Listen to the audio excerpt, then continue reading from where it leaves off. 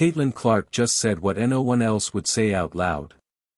She was asked one simple question about a foul, and by the time she finished talking, she had called out the referees, the league office, and the entire media machine of the WNBA, all in under 5 minutes, without raising her voice once.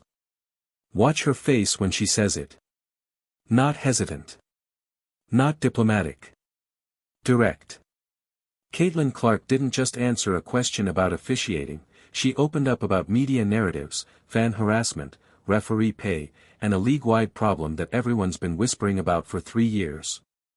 And she did it calmly, in real time, in front of every camera in the room.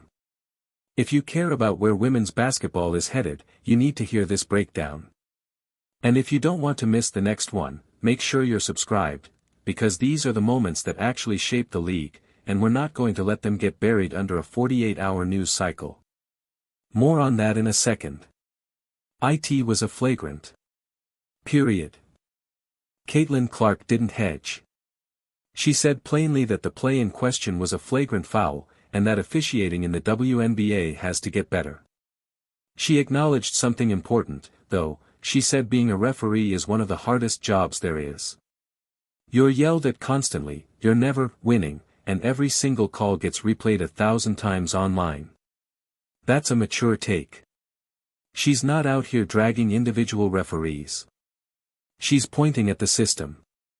And her core argument is simple: the league has to do a better job protecting its players, and this conversation has been going in circles for 3 years with no real fix. But she didn't stop at officiating. She went somewhere most 24-year-old athletes never would. The harassment she didn't create, but keeps having to answer for. Here's the part that should honestly frustrate anyone watching. Clark once again had to publicly say that harassment, hate, and racism, aimed at her own teammates, opposing players, coaches, anyone, is completely unacceptable. Not the first time. Not the second. This is something she has said repeatedly throughout her career. Think about that for a second. She doesn't control anonymous accounts online. She doesn't run social media moderation. Yet she's the one standing at a podium, again and again, being asked to personally condemn behavior she has zero power over. No male athlete her age has ever been asked to do this on repeat. It's an exhausting standard, and she meets it every single time without complaint.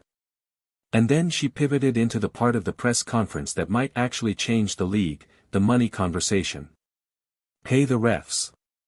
The line that says the quiet part out loud. Clark connected the dots publicly. The WNBA's officiating problems aren't really about talent or effort, they're about investment. WNBA referees, as she pointed out, aren't treated like full-time professionals. No year-round training. No consistent development pipeline. And she said it directly: the league needs to pay them better, train them better, and invest in the technology that supports them. This isn't a rookie venting. This is someone identifying an organizational problem and saying it out loud in a room full of media, when plenty of veterans have avoided saying it for years. She even talked to referees before the game. She said they're good people in an impossible position, and she doesn't want to be someone who just nags at them. She wants the structure around them to change. This is a disservice to our league. This might be the most underrated part of the whole press conference. Clark pointed out that one single incident from a Wednesday game was still being replayed and debated by Sunday, while more than 10 other games had been played in between. Her teammates had a dominant performance on Friday that got completely ignored. Other teams, other players, doing incredible things, overshadowed by one clip on a loop.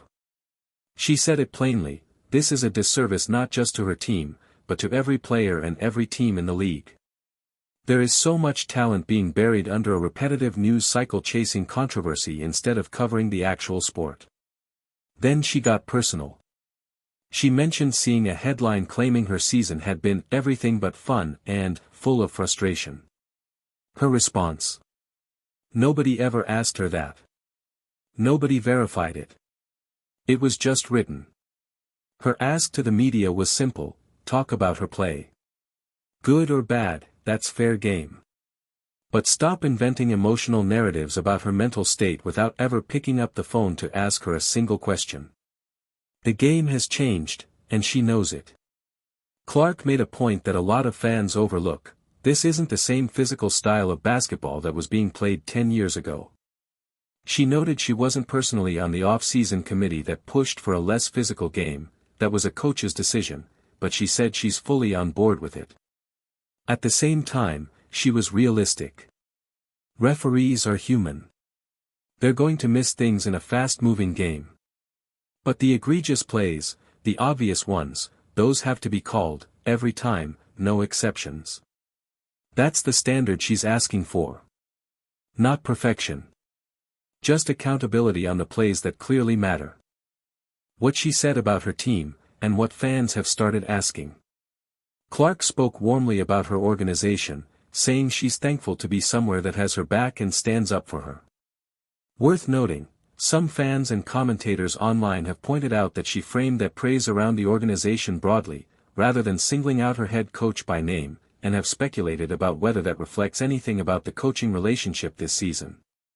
To be clear, that's fan and media speculation, not something Clark has confirmed or addressed directly, so take it for what it is. The bigger picture. Step back and look at everything Clark covered in a few short minutes: officiating accountability, referee investment and pay, media responsibility, the emotional toll of repeatedly answering for other people's behavior, and a call to refocus the league's story on joy, growth, and the players actually playing incredible basketball right now. She said something that stuck out: in the 30th year of the WNBA, talent is at an all-time high, viewership is at an all-time high, arenas are selling out across the league. Her message wasn't, "Look at me." It was, "Let's stop tearing each other down and start investing in what's actually working." That's not just a press conference answer. That's a blueprint. Here's the truth: moments like this get buried. 24 hours from now, some outlet will manufacture a new headline, and this entire conversation, the real one, the one where Caitlin Clark actually said something worth hearing, will get pushed aside for the next manufactured controversy. That's exactly why this channel exists. We're not here to chase drama.